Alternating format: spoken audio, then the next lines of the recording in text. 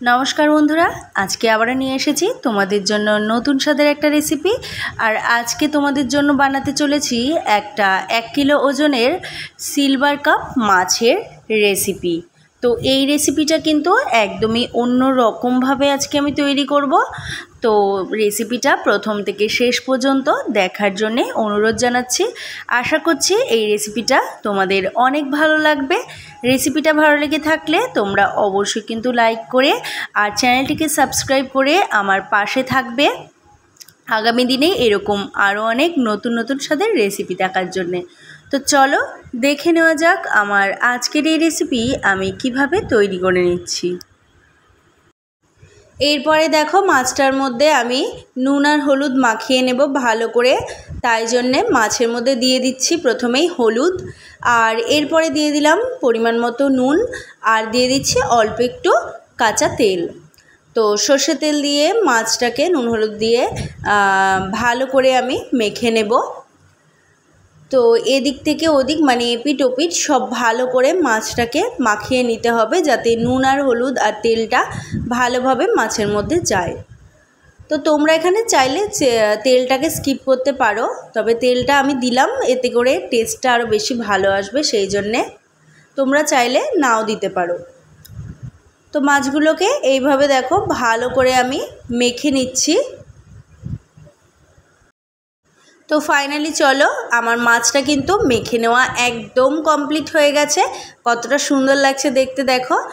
আর এবারে চলো মাছগুলোকে ভালো করে ভেজে নেওয়া যাক। মাছগুলো ভেজে নেওয়ার জন্য আমি এখানে সর্ষের তেল ব্যবহার করছি, তোমরা চাইলে সাদা তেল ব্যবহার করতে পারো। তেলটা ভালো করে গরম করে নিয়েছি, আর এখন দেখো তেলের ওপরে আমি মাছগুলোকে একে একে ভেজে নেব।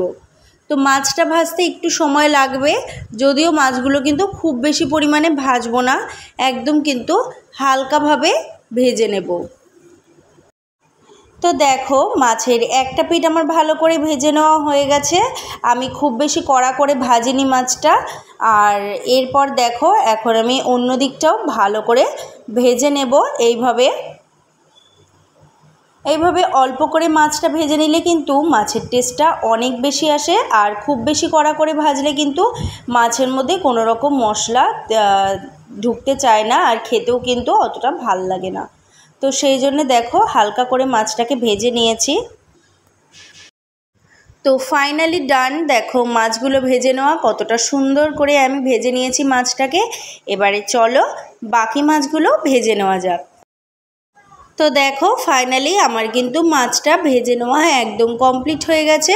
আমি একে একে সমস্ত মাছগুলোকে ভেজে নিয়েছি, আর মাছের মাথাগুলোকে একটু ভালো করে ভেজেছি, কারণ মাছের মাথাটা কিন্তু অল্প ভাজলে ভালো লাগবে না, সেই জন্য আমি ভালো করে মাছের মাথাটা ভেজে নিয়েছি।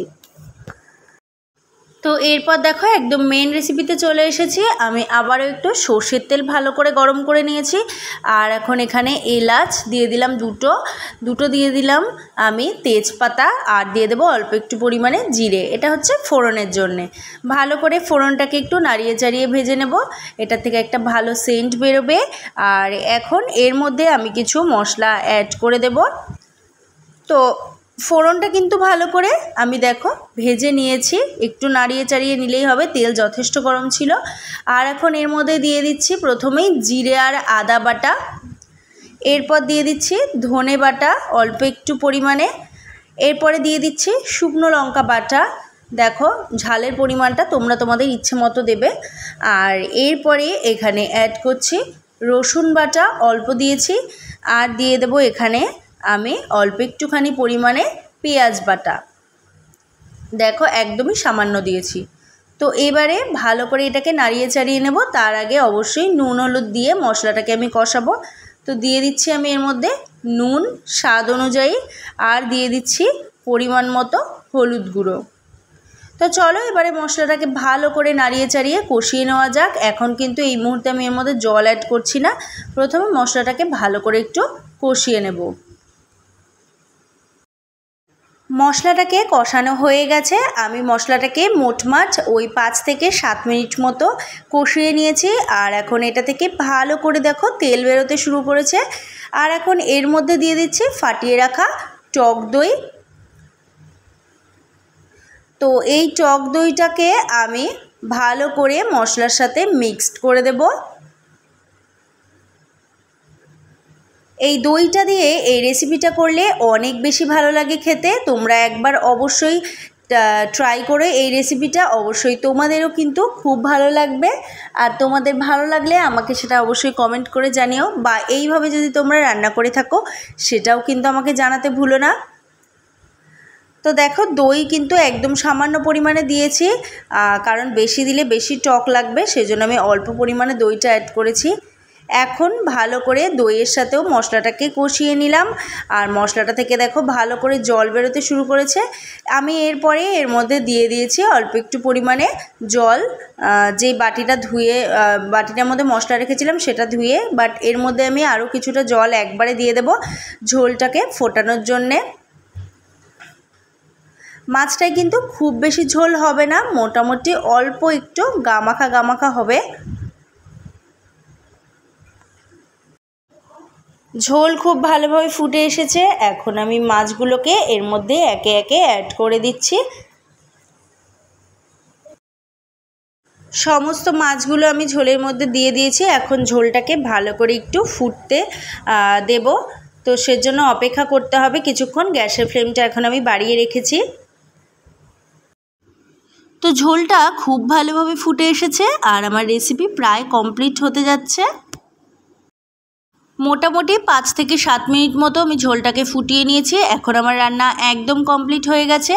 খুব ভালো লাগছে কিন্তু দেখতে, আর এটা থেকে দারুণ একটা সেন্ট বেরোচ্ছে। তাছাড়া আমি এর মধ্যে এখন সবশেষে অ্যাড করে দিচ্ছি 1 চামচ পরিমাণে গুঁড়ো গরম মশলা। আর দেখো গরম মশলাটাকে ভালো করে ওপর থেকে ছড়িয়ে দিচ্ছি, আর দিয়ে দেবো 1 চামচ পরিমাণে ঘি। তো এই দুটো দেওয়ার পরে কিন্তু অনেক বেশি সেন্ট বেরোতে শুরু করছে। ঘি আর গরম মশলাটা দিয়ে আমি মাছটাকে এবার নামিয়ে নিয়েছি। আমার আজকের রেসিপি একদম কমপ্লিট। তো তোমাদের কেমন লাগলো আমার আজকের এই রেসিপিটা সেটা আমাকে অবশ্যই কমেন্ট করে জানাতে ভুলো না। রেসিপিটা ভালো লেগে থাকলে একটা লাইক করে দিও, আর তোমাদের বন্ধুদের সাথে অবশ্যই কিন্তু শেয়ার করে নিও।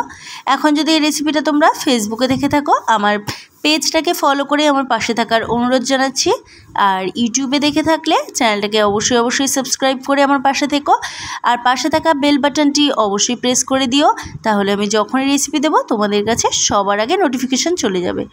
দেখা হচ্ছে পরবর্তী আবারও একটা নতুন স্বাদের রেসিপি নিয়ে। ততক্ষণ সবাই ভালো থেকো, সুস্থ থেকো।